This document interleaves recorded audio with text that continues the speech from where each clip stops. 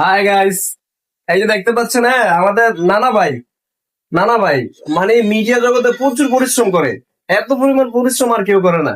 প্রতিদিন প্রতিদিন কমসে কম 4 থেকে 5টা টিকটক আপলোড করে এই সে নানা ভাই। হ্যাঁ, নানা ভাই একটু তোমরা দেন আপনারা, আর আমার দেখলো তো জ্বালিয়ে খাইবো।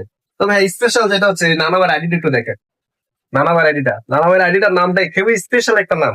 নানা ভাইয়ের ঠেলাগেরে দেখছেন, নানা ভাইয়ের ঠেলাগেরে অস্তে অস্তে ঠেলা টিলা চলে, এটার কি দৌড় একটু ধাক্কা দিয়ে দেন তাইলে হবে, ঠিক আছে? তো নানা ভাই আসলে খুব পরিশ্রম করে, খুব কষ্ট করে। নানা ভাই আগাইতে পারতেছে না, আর আমার দেখলে গাই জ্বালিয়ে খাইবো। আমি নিজে আগাইতে পারতেছি না, কিছু করতে পারতেছি না, এরপর আমার জ্বালিয়ে খাইবো, খালি সাপোর্ট কর। তবে বিশ্বাস করেন, মানে টিকটক আইডিতে প্রায় 1 লাখের মতো লাইক আছে, ঠিক আছে, 4,000-এর মতো ফলোয়ার আছে, কিন্তু আমার এত নাই। তারপরে আমরা জ্বালিয়ে খাই, ঠিক আছে। ফেমাস ফেমাস নানা ভাইয়ের আরেকটি স্পেশাল জিনিস আছে, এই যে মাঠ, ঘরের মাঠ, ঠিক আছে। এই ঘরের মাঠ, এই চাঁদপুরের ভবিষ্যতে মনে করেন এটা চাঁদপুর এয়ারপোর্ট, ঠিক আছে। খুব স্পেশাল, খুব বড় মাঠটা, খুব বড়। যদি কোনো রকমে বলেছিল এটা আমি দেখালাই, তাহলে আমার কেউ কত মনে করেন, আমার মোবাইলটা আমার যা আছে সব শেষ, ভাইঙ্গেন গেলে মনে করেন। তারপরও আশাই থাকেন ভবিষ্যতে একটা এয়ারপোর্ট হবে। এই যে এই সেই জায়গা এখন এটা, এই যে যেটা। আল্লাহ হাফেজ। নানা ভাইয়ের একটু সাপোর্ট করবেন, স্যারটা দেন।